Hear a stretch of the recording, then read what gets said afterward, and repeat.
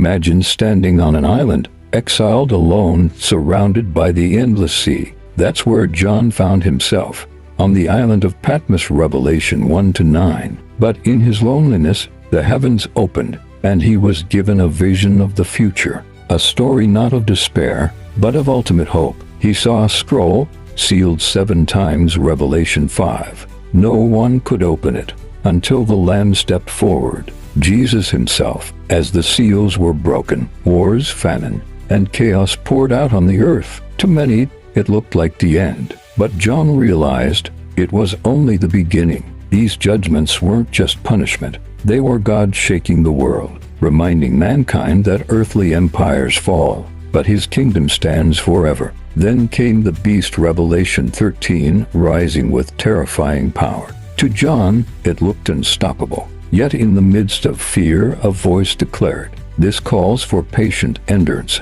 and faithfulness on the part of God's people."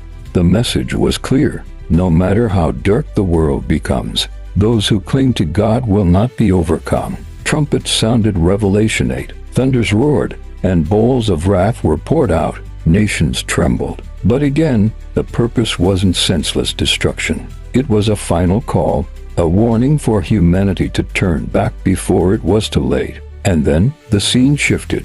John saw the heavens open. A rider appeared on a white horse, Revelation 19. His name Faithful and True. His eyes blazed like fire, and on his robe was written, King of Kings and Lord of Lords. This was Jesus, not as the humble servant, but as the victorious king coming to defeat evil once and for all. Finally, John saw it, a new heaven and a new earth, Revelation 21. The holy city, New Jerusalem, descending like a bride. A voice declared, "Now the dwelling of God is with men, and he will live with them.